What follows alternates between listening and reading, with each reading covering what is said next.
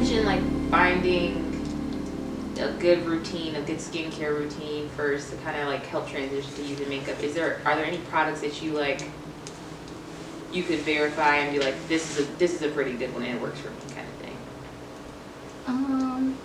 Yeah, definitely.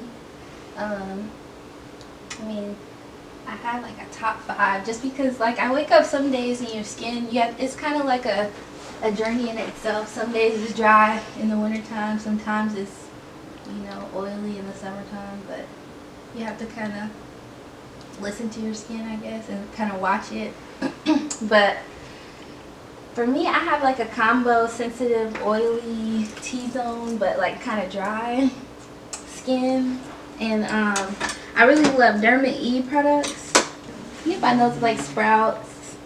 But I mean, I use different stuff for different things. I can't just say that I use one thing. I'd be lying because I just switch and swap depending on what season it is or what's wrong with my face. Because, you know, like maskne is real. Like getting acne from wearing a mask all day. I had to kind of like switch to acne products, whereas I never had acne before. But like, you know, areas where you wear a mask were starting to break out. And I'm like, dang, what's going on?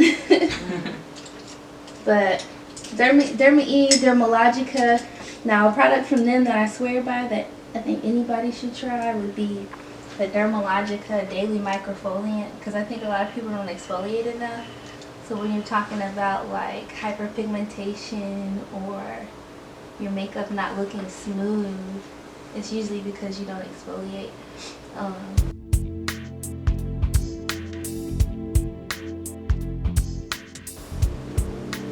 I really think that I'm gonna go back to school and kind of further my formal education in logistics and supply chain, because I don't know, I like it. I'm just drawn to it, and I feel like there's not enough of people of color who are in it and know the possibilities for it, the job outlook.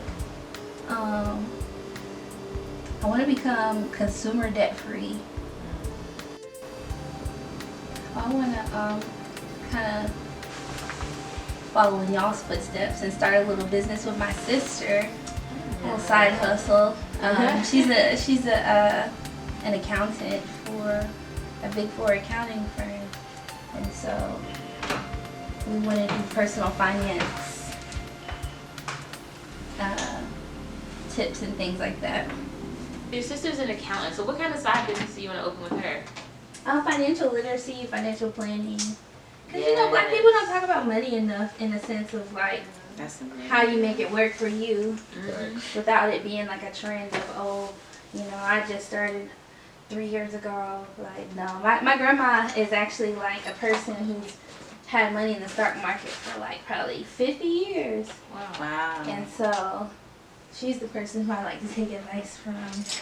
And I'm like, okay, we got to get these gems out to people. Nothing with people. I took a lot of jobs at first, different price ranges, and I'm like, okay, well, I don't want to work with teenagers that much. I don't like them.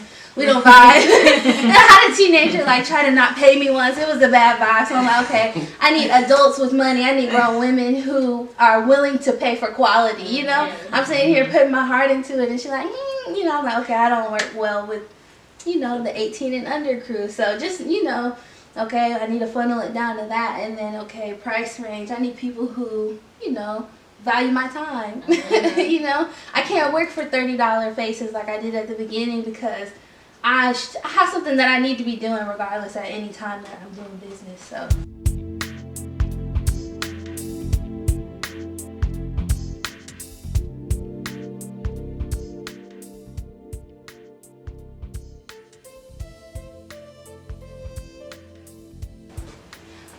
So with makeup, what has been one of your craziest experiences? I mean, I use thumbtack, right, sometimes when I feel like it, because working with strangers is hard. Like I said, like working with people in general is just customer service based businesses are hard, because just, you know, especially makeup is kind of, sorry, I'm focusing. it's subject to opinion, you know. It's not like a 2 + 2 is 4. It's an acquired taste. So there's some people who might be like, oh no, I want more makeup than that, or that's my lane, or that's too much. But I'll say I had this one lady, and she just was really weird. Like, I really think she was trying to rob me. So she came here, and like, she was like, oh, well, okay, so she had one name that was different from her online profile. Then when we were talking, she texted me, she introduced me to me as somebody else. And then when she like emailed me or sent the payment, it was another name. So I'm just like, dang, who is she?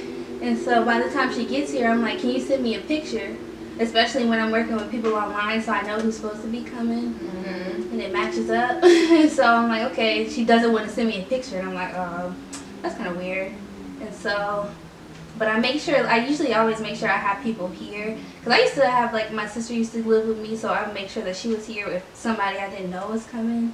But, so I made sure somebody was here, but she came and she just had the weirdest vibe.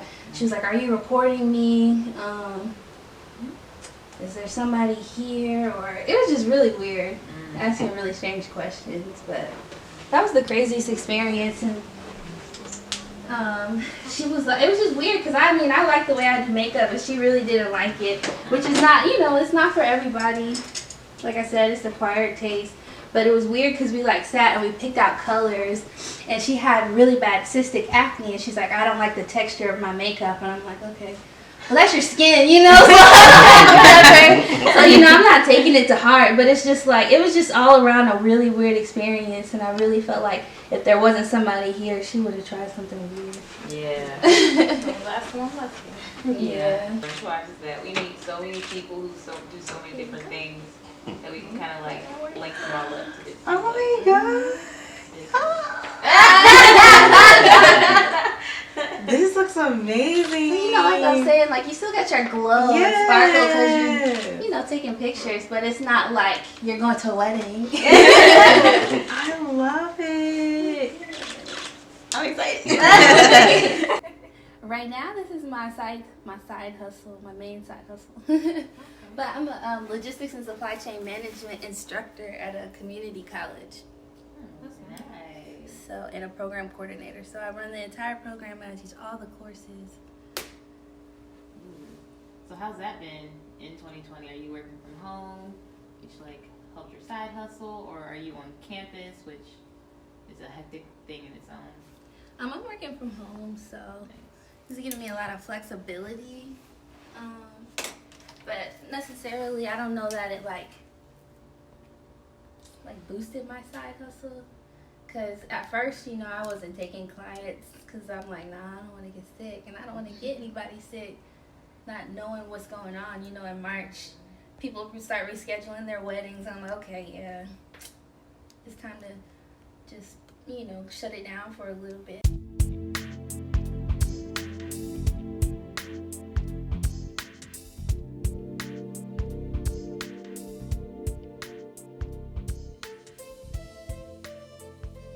What's up? It is Mel Green and Olivia Newman of Brunchwives. Today we're with Kim. She did our makeup.